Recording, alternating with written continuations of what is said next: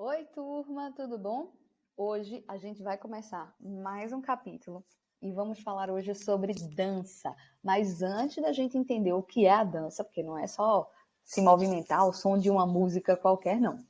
A gente precisa entender tudo que está envolvido dentro da dança. A primeira coisa que a gente tem que entender é que dança é comunicação. Cada gesto que a gente faz, cada movimento que a gente faz tem a ver com uma linguagem, a linguagem corporal que a gente tem. E é a partir disso que a gente faz com que a outra pessoa entenda o que é que está acontecendo. Por exemplo, olha esse desenho aqui do lado, esse bonequinho. Você consegue entender nessa posição aqui, ó, o que será que ele está querendo dizer com isso? Você consegue identificar o que ele está expressando? Aproveita e acompanha aí no seu livro, que tem uma atividade parecida com essa. Abre o seu livro na página 108 e aí você vai ver que tem duas crianças fazendo esse mesmo movimento. Será que você consegue identificar o que é que essa foto está expressando?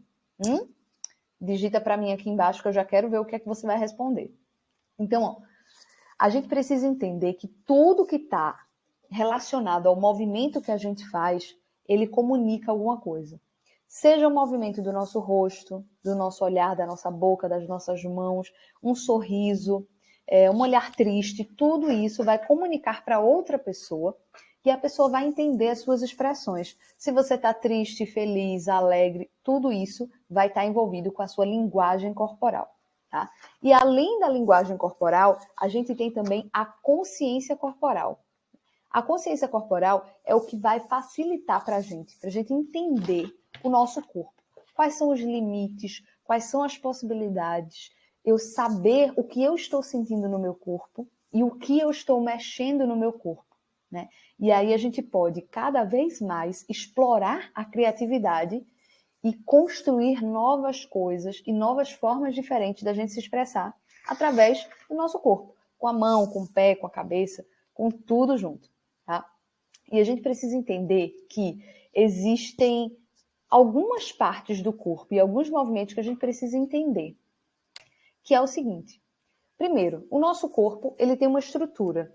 E qual é o suporte para essa estrutura? O suporte é o que mantém a gente em pé, é o que segura a gente, que nesse caso é o nosso esqueleto e as articulações.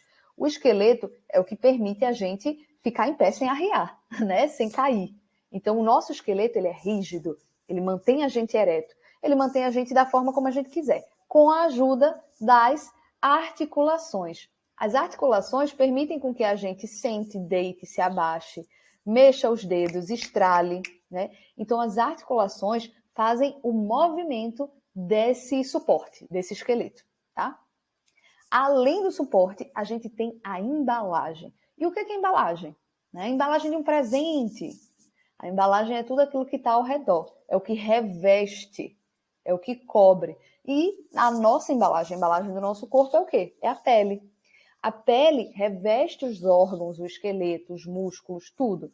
E ela é responsável por fazer com que a gente sinta as coisas, sinta textura, sinta calor, sinta frio, sinta o outro, a outra pele, né? A gente sente quando uma roupa é grossa, quando uma roupa tem um tecido mais fino, a gente sente quando tá frio, quando uma roupa foi passada no ferro e tá bem quentinha. Então, a pele, ela vai ser responsável por fazer com que a gente sinta, né, no nosso corpo. É um dos principais sensações do tato, tá? E o tato não é só na mão, não. Ele tá pelo corpo todo. Onde tiver pele, a gente consegue sentir. E é por isso que a pele é o maior órgão do corpo humano. Massa, né? Além disso, para a dança, a gente precisa entender que existem os movimentos. E esses movimentos, eles podem ser voluntários ou involuntários.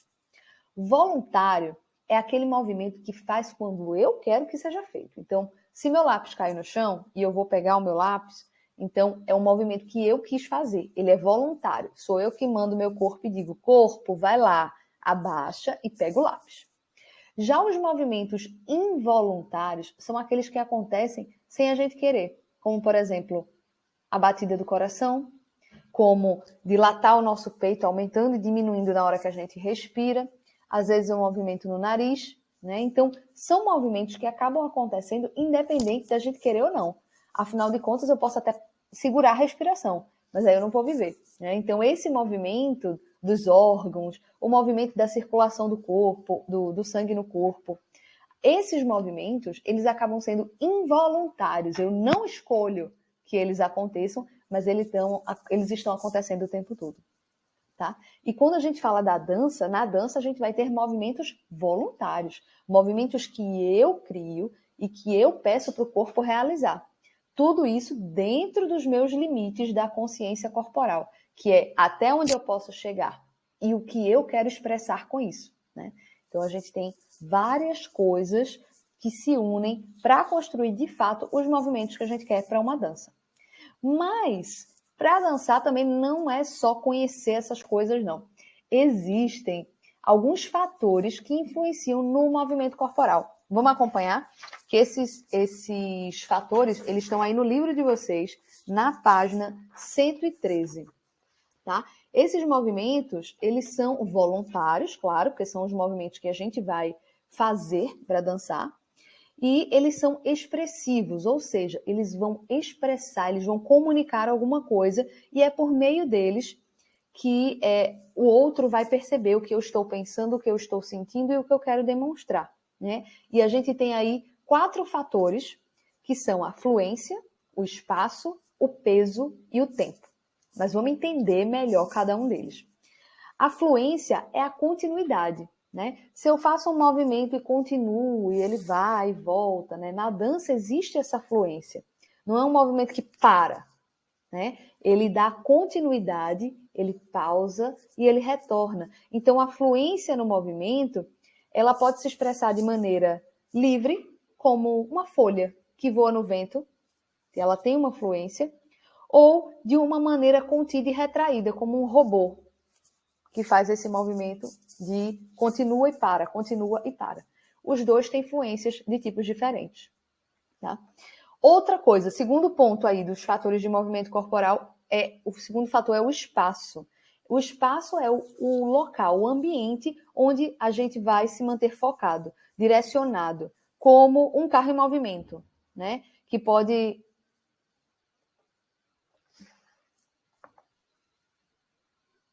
É a forma como a gente se movimenta nesse espaço, como a gente está se movimentando nele e como ele interfere na nossa movimentação.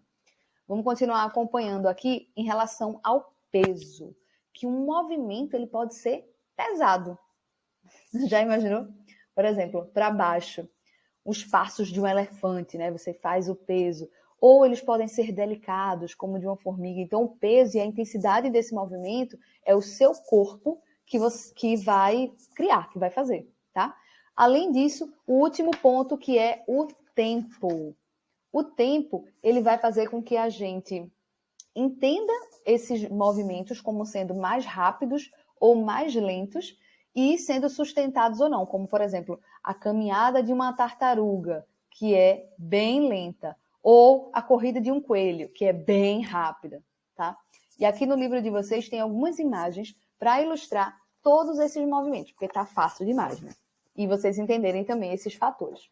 Agora vamos para a atividade, que essa vai ser muito divertida. Olha só o que é que vocês vão fazer. Vocês vão fazer fotos de vocês mesmos, tá? Expressando algumas situações, alguns sentimentos que eu coloquei aqui. Ó, raiva, amor, alegria, tristeza e fome. Eu escolhi 5 situações e você vai tirar 5 fotos suas. A primeira foto, você fazendo uma cara com o corpo, expressando raiva. A segunda foto, o corpo e o rosto, tudo expressando amor e assim por diante. Outra foto, expressando alegria. Outra foto, tristeza. Outra foto, a fome. Pronto. Tirou as 5 fotos, manda a atividade para mim com o seu nome, tá tudo certo. Beleza? Tranquilo? Eu espero que vocês tenham gostado da aula de hoje. Acompanhem tudo e tirem as dúvidas também aqui pelos comentários ou mandem lá na plataforma, tá bom? Estou esperando as atividades de vocês, hein? E a gente se vê na próxima aula. Tchau!